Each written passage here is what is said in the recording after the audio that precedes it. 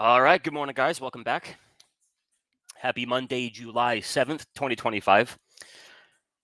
Hey, what's up, Andrew? The beach was good. The beach, the fireworks, all of the typical 4th of July stuff. And successfully didn't get a sunburn this year. Always a W. But all right, guys, happy Monday. Let's jump in here and kick it off with so a couple things here on the spreadsheet. If you're new to the room here, what I'm doing is taking a score from 8 different time frames. That score is based on all of the momentum criteria, the structure, the trend. Your best possible score for one given time frame is 15. And if we take the 8 different time frames times the 15, all right, the math would say your strongest possible score is a $1.20. Meaning your weekly time frame, your 30-minute, the 1 hour, the 4 hour, the daily, really, really bullish. So if we look at the indexes here, you have the QQQ, the perfect 120. The S&P's got a perfect 120. Dow Jones RSP got a 97. So they're not too far off. You have the XLK, the XLI, the financials, the SMH, and the Big 10 basket. They've got perfect scores. Bitcoin's pretty close here, 97. And then utilities 96, the ARC 95, XLC 95. Who else we got here? Broadcom, perfect score. NVIDIA, perfect score. TSM, some Microsoft, not too far off. And then if we jump to the top 20, top 20 bulls, they're all perfect. If we jump to the master list, out of 200 names, 20 plus got a perfect score. And I think about, let me see, 80 and change of a score of 70% or better. So I think you can look at that one of two ways. One is, hey, things are really, really strong right now. I'm going to wake up, I'm going to buy a call, and I'm going to enjoy the push higher. The other point of view is, hey, things are so strong. And to be clear, I'm not going to look for a short till we get something like a 15-minute sell signal, 30-minute sell signal. But I think another way to look at it is we're maybe at a point of an extreme where the indexes are so strong, the semiconductors, the Big 10 names are so strong. They get so strong they begin to hit these extensions. So, for example, if we look at the cash S&Ps, and again, to be really, really clear, don't fight the market. Market going to do what the market want to do.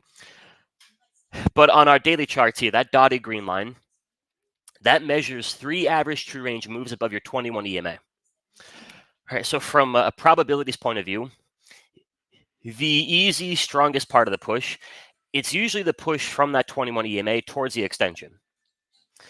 You got the S&Ps above the extension, the cash QQQ, smooching the extension. Here's the SMH. All right, they're at it. Here's your NVIDIA and your Broadcom. NVIDIA hit it. The Broadcom, I think, hit it. Yeah, Broadcom's got a little room to run. What about your financials? The frisky financials. JP Morgan's at maybe your 4th ATR. But here's the key, guys. No 15-minute sell signal, no 30-minute. You've got the active buy trigger from a weekly down to a 30-minute. If they keep on painting that picture, it can turn into 4, 5, 10 ATR. What about a Goldman? Right, Goldman's been above it. So it's not a spot where we have, nothing written in stone, no guarantee where you got to get that bigger pullback. But if we take those top 70, 80 names on the board and look at them from that average true range point of view. All right, so here is Goldman at the 4.3 extension. Wells Fargo 3.7, S&P's 3.5, JP Morgan 3.4, the Morgan and the Stanley 3.4, Dow Jones 3.3, Bank of America 3.3. The SMH is at 3 ATR. Here's NVIDIA 2.9, QQQ 2.9, AMAT 2.8. Only point I'm trying to make is we're at a point Where if you do wake up one morning and hey, you have QQQ 15-minute, 30-minute sell signal, S&P 15-minute, 30-minute sell signal. Take a Goldman for example. We're at a point where it could pull back. Again, I'm not calling for it, but just talking out loud here. Talking amongst good friends, it could pull back about 8.5 to 9%. Everything would look really bullish. Right? You rally away from your 21 EMA and you pull back to it. You push away from it, you pull back to it. You get a big squeeze going. You got the white arrow, the breakout, push, push, push. Even a dip to the 8 EMA, we're looking at like a 3.5 to 4% pullback. So only point I'm trying to make is you get into a market where we're gapping up every day, everything's breaking out, every call you buy makes money. It's fun while it's fun while it lasts. I've also seen, grab the cues here. I've also seen you'll have somebody with a $5,000 account back here. All right, and they're buying the out the money calls on the Nvidia, the Google, some Amazon, a little Microsoft, a little Meta, maybe some Broadcom on top. And 5K account turns into 7,000, 10,000, 12,000. And then one day the unthinkable happens. The indexes make a totally normal, totally healthy pullback to an 8 or a 21 period EMA. And the account that went from 5,000 to 7 to 10,000 goes back to about 2,000. All right, they keep it pedal to the metal. They keep on buying the out the money calls, the 0 day till expiration. Again, nothing points towards just yet.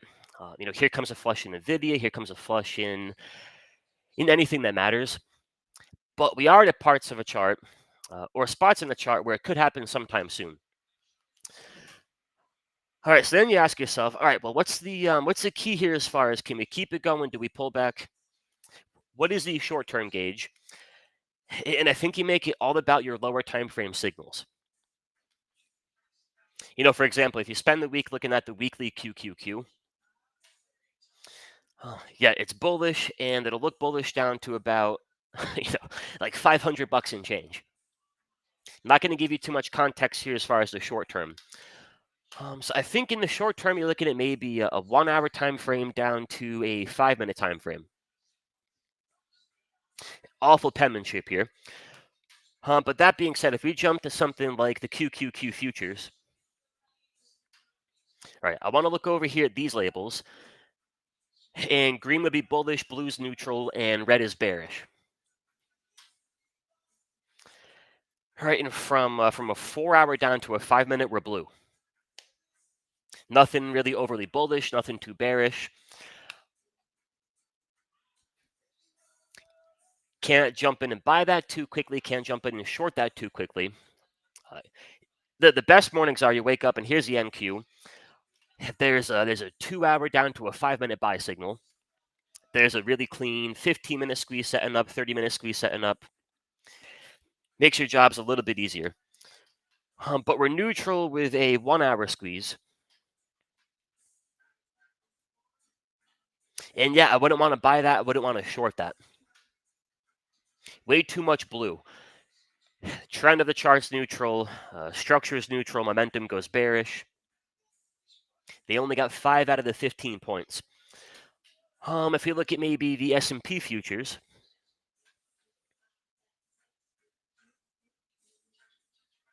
for the most part, neutral. Blue on the 5, the 15, the 1, the 2, and the 4. So the key here is at the cash open, a good 5, 10, 15 minutes after we open, check the cash S&Ps, check the cash QQQ. What does that picture look like from a 1 hour down to a 5? Looking like a little bit of a gap down here, so I imagine. There won't be a 5-minute buy. There won't be a 15. If anything, they should keep the hourly buy signal. So then I got to think about, all right, if they gap down to 534, they're above the hourly buy zone, good structure, momentum. Got to be a little bit careful trying to short that too. But yeah, I think that's the biggest thing I could tell you guys right now. Um, I'm not looking to short the market, but as far as I'm looking for, uh, what am I looking for in terms of new opportunity? Number one goal right now is protecting profit from the last 2, 3, 4 to 5 weeks. So easy math here. If you made, say,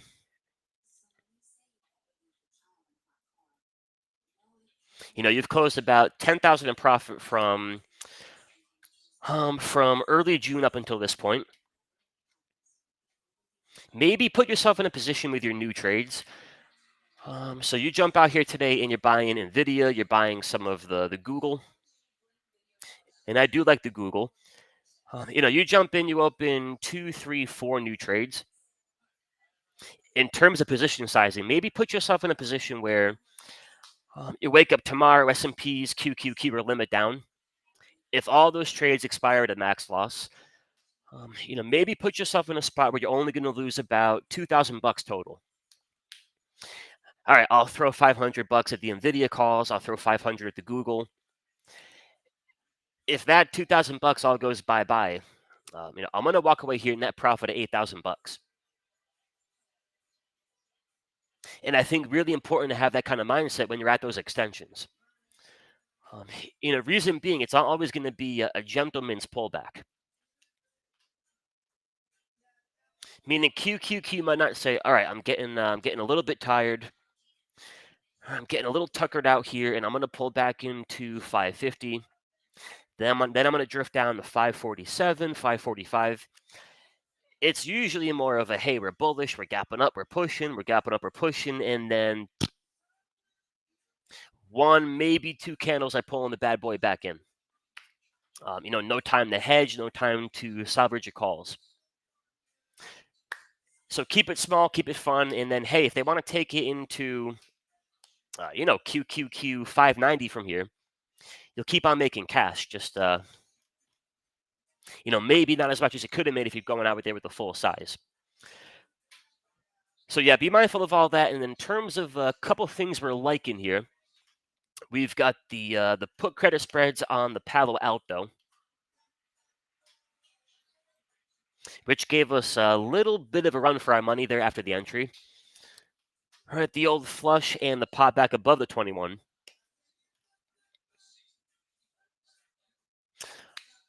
On a put credit spread, pretty straightforward.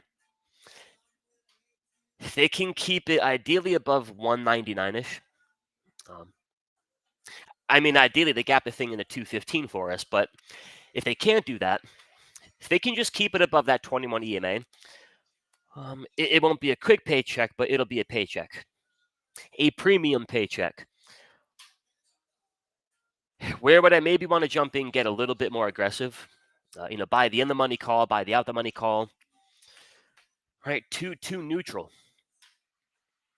No 30-minute buy trigger, no 15, no hourly. We need more green. But all right, we got the Palo Alto, and then for the Bitcoin futures, I'll show you the good, then I'll show you the problematic. The good, of course, would be the 2-day squeeze here, which for now I gotta like everything about that. Good structure, good trend, squeeze, white arrow. The problem would be if they can't get that momentum shift here on the daily squeeze. All right, take it through the checklist, and you got the trend, you got the structure, you got the squeezola. But right around, what's this? Right on your June 4th candle, on the daily MACD, you get that negative shift. Right, so they keep their trend, they keep their structure, they keep their squeeze, they lose momentum. And they pop it in, and they fail the breakout. Right, they flush, they pop it again, they flush, they pop it again. If we're trying to jump in here and call for a big breakout to a new all-time high, which I do think they could get if they could get that shift, momentum turn, fresh tank of gas, all those beautiful things. If they can't get that, it could be a lot like your previous weekly squeeze. The big boy from back in July till November of 24. All right, they pull it back, they trigger the squeeze. 21 above the 50, stacked EMAs, all the structure, really good trend. But a lot like your current daily squeeze, you go into it on that negative cross. Gas tank's empty, and they pop it and they flush. They pop, they flush. All right, so you're in that weekly squeeze from June, July, August, September, October until November. They don't give you anything until November when you finally get that cross. Momentum shifts, you get the buy trigger, get the white arrow. Then they give you the good stuff. So that being a poster child there, if they could do that on the daily squeeze, I do like it for a breakout. If they can't do that, it can be a frustrating trade where it looks, it feels, and it smells like they want to break it out. Just got that one missing ingredient. All right, and then from there, for a few of the typical household favorites here, rumor has it a big gap down coming for the one they call Tesla. I think a gap down to about 295 qualifies as a decent one.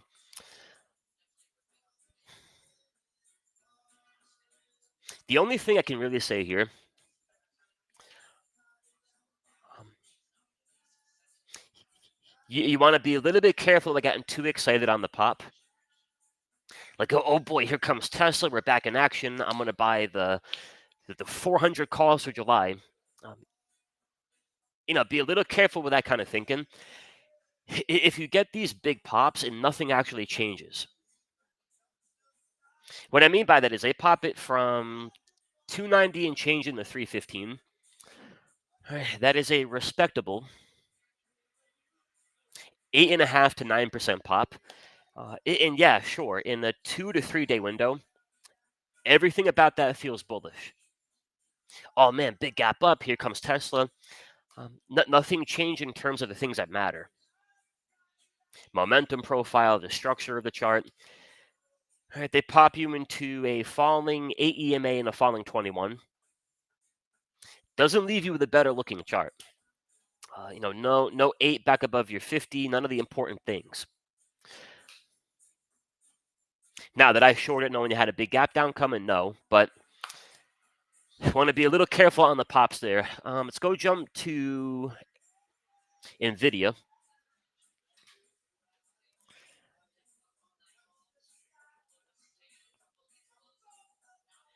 Do I want to jump in and take a massive swing position all the way up here? Not really, no. But until NVIDIA's cracking the 8 EMA, until you have 15-minute sell signal, 30-minute sell signal, would I buy it on a really good-looking 15-minute, 30-minute squeeze for a short-term trade? Buy it on a Monday, try to cash out on a Tuesday morning kind of thing? Yeah, I would definitely do that. So perhaps a repeat of the move you had from back here. They pump it, they pull it back, they chop it, they squeeze it, they give you the white arrow, and the good stuff. All right, NVIDIA, a little 15-minute action. Jump into Google here.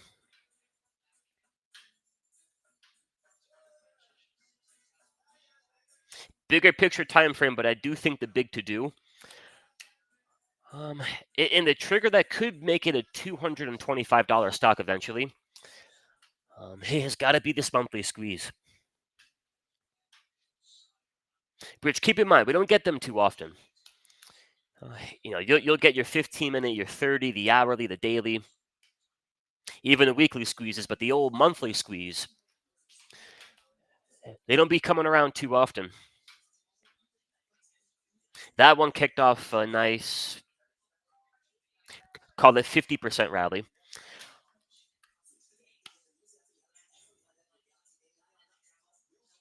You look at it from one of two different plates of opportunity. One is, all right, I'm jumping in and I'm going to take more of a buy and hold kind of trade. And I'm going to put my stop maybe somewhere under $1.60. That's about, we'll call it 10% and change below the current price. And I'm playing for a move into my target around 220, 225-ish. So in exchange for my 10% of risk, I'm looking at maybe 25-ish% of reward. You can buy shares, you can buy, really further dated in the money call, out the money call. The other plate of opportunity could be, all right, if they do break it out and fire the squeeze long, and I'm living through a moment in time like back here. You want to drill down, go find the 1 hour squeezes, the 30-minute, the 15. Go take shorter term swing trades on a 4 hour squeeze, a daily time frame, a 2 day time frame. You're moving and grooving, shucking and jiving across lower time frames.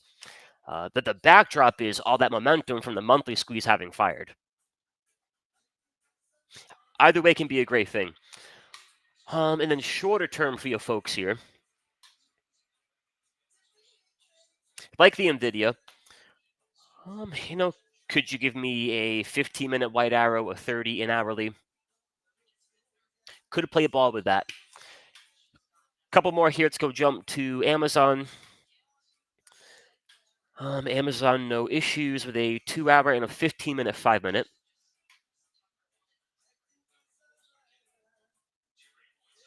All right, Broadcom pretty clean.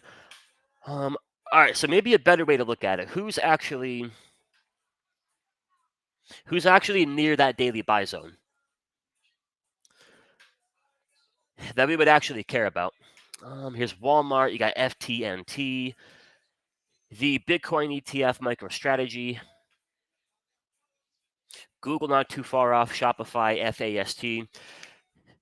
So I do like a few of those. Let's go look at the Walmart.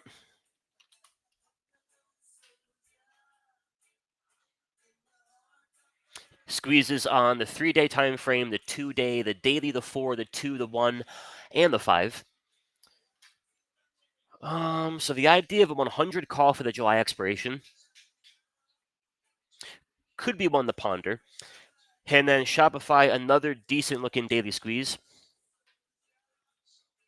I shouldn't say decent, a really good looking daily squeeze. And then what about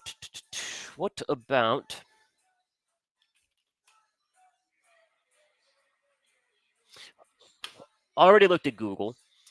I did have one more for you guys there. It might have been the FTNT.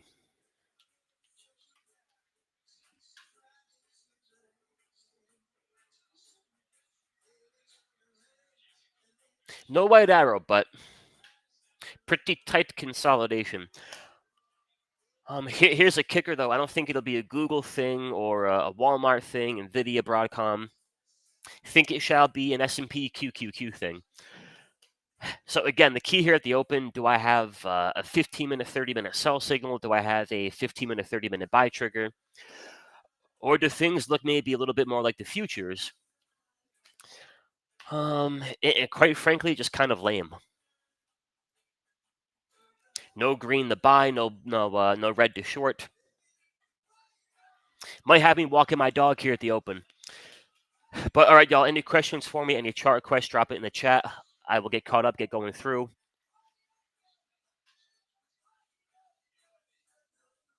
But again, the advice I could give you is, the best advice I could give you is, don't be in a position where a very healthy and potentially a very buyable pullback would, wipe away a week of gains, a month of gains, have you licking the emotional wounds. They can gap down the QQQ about, 3.5% lower tomorrow. We're looking at a really good looking daily chart. But all right, guys, let me jump in and see what you peeps have got here. Get caught up from the beginning. Hey, what's up, Andrew? All right, Brandon, what's up, my friend? SOUN.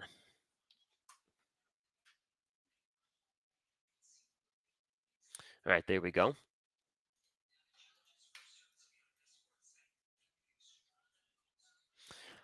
All right, we got a 2 day squeeze, a 3 day, and a 15-minute.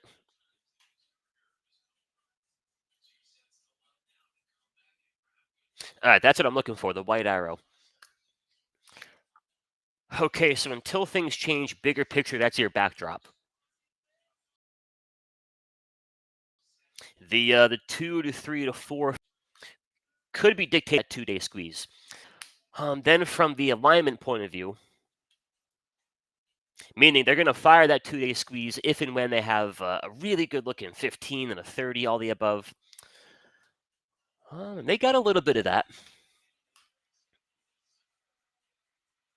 Yeah, I think it looks pretty good here for the most part. Like most things in the market right now, it could pull back, 3, 4, 5, 6%. Won't kill your structure, won't kill the trend.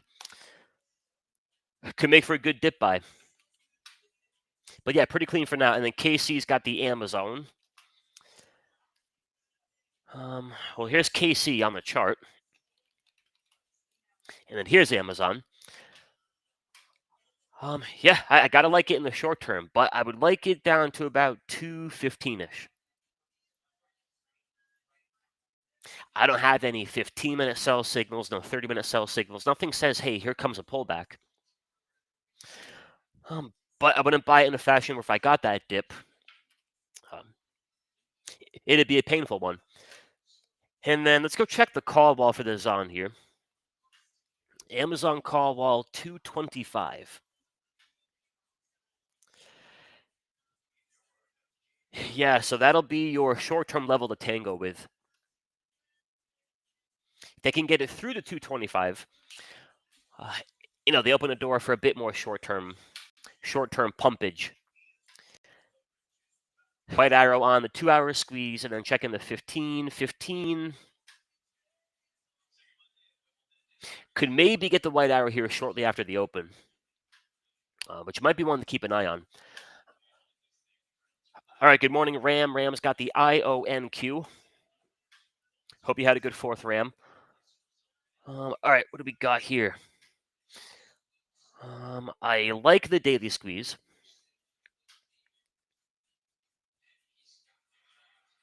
The 4-hour squeeze is getting there. All right, as far as our daily squeeze goes,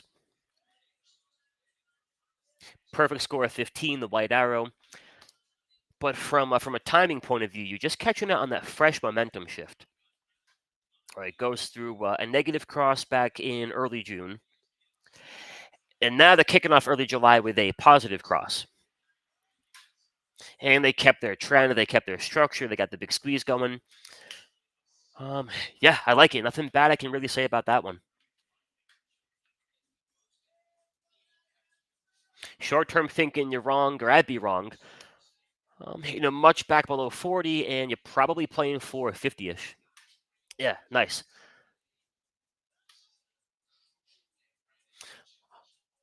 Oh yeah, so for the pointer, I'm using what's it called here? This is called Screen Pal. I'm a Screen Pal kind of guy. No, I like it. You got the little pointer, the pen, a few different bells and whistles here. You got if I ever gonna draw a triangle, I can draw my triangles. I used to use Camtasia, but I made a switch at some point. All right, folks on YouTube, good morning, good morning. Blue Tazo, COHR. All right, people in the futures here, everything just kind of eh. All right, CHOR. 2-day squeeze looks pretty sharp. Yeah, if they can keep it above 85-ish, it should be in good standing. They've done a lot of work here, back above the 50, back above the 21. Getting back above the 8 EMA, getting back above the 200 SMA. A respectable 11 out of 15. And I do like the fact they had a little bit of a test. Push, push, push, kick it back. They did a pretty good job there holding that 200. They can keep on doing that. They might want to keep on drifting it higher. Yeah, pretty clean. I like it.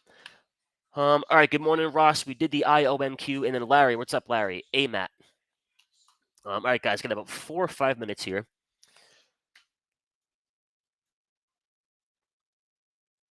Like NVIDIA, like the S&Ps, QQQ, like most things out there.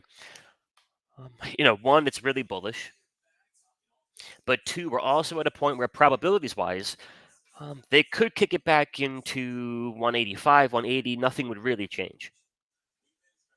So then the key becomes, what's my 15-minute chart look like? My 30-minute.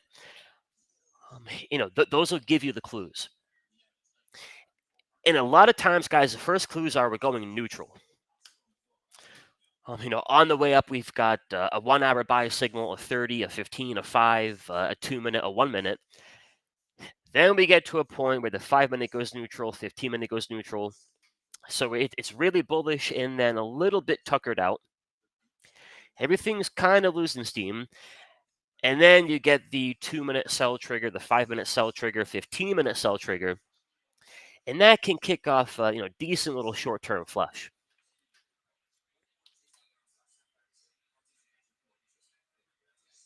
Futures have kind of got that neutral vibe, but no 5 minute sell signal, no 15. Haven't gotten that transition just yet.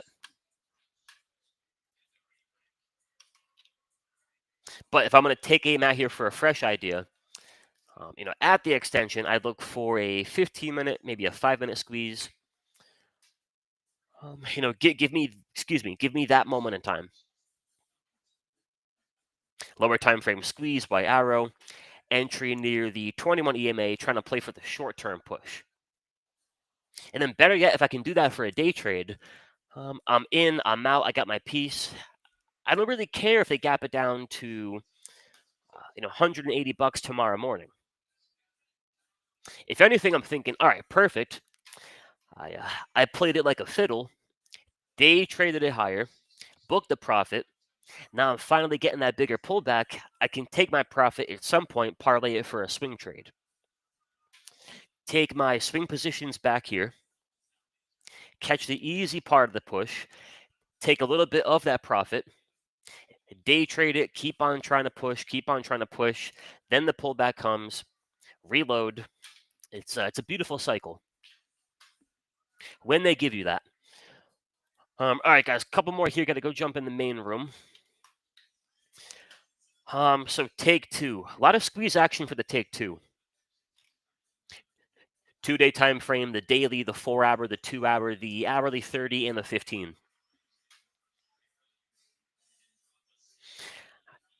I found this can be the toughest combination to trade. It's a lot of squeezes, a lot of compression, and then neutral signals.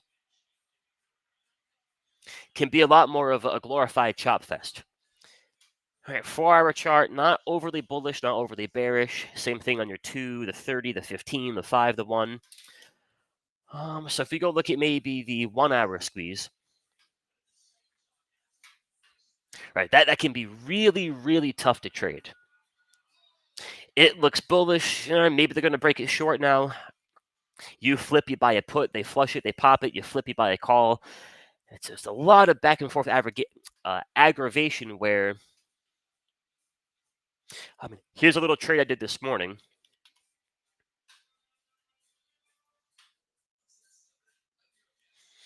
Not a big time frame, not a home run trade, but even for a little 5, 10, 15, 20-minute window, there's an easier moment in time to trade. I've got the squeeze, but I also have all the trend, all the structure criteria, 15 different things saying, all right, you might want to get long, try to call for that push. That can be easy, and your current hourly squeeze here,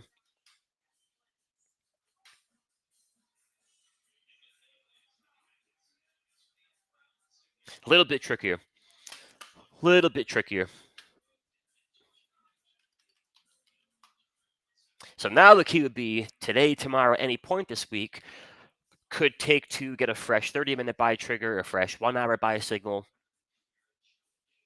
Then you get in a little bit of lift, a little bit of oomph. All right, good morning, Eagle Eye. Good morning, guys. And then Casey, two more for you here. CRWV and CRCL. All right, CRWV.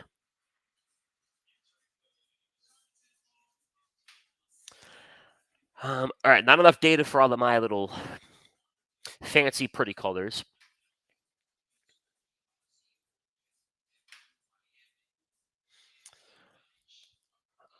Gapping down to about 158-ish. Anchor to your daily 21 EMA. Can they hold that on the gap down? And if they can hold it later today, later in the week, could I get a 15-minute buy, 30-minute buy? Maybe jump in and scoop a little bit up. And then CRCL. All right, it's at your daily buy zone. But if I'm going to buy it at my daily buy zone, I need a buy trigger.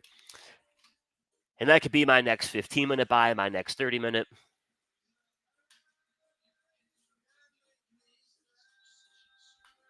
Right, and notice all throughout back here, you haven't gotten a 30-minute buy signal, which would be a green candle, a green bar.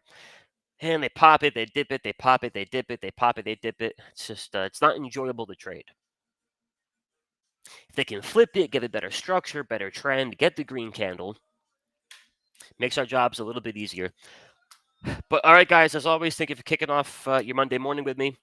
Hope you all found it helpful. Again, key advice would be, well, for one, you don't got to be the first guy or gal to short it. I'm not thinking short until I get, something telling me to look for a short. But at the same time, I'm not going to be the guy where the market pulls back to an 8 EMA buy zone or a 21 EMA buy zone. And I'm giving back all of last week's profits, all of the July profits.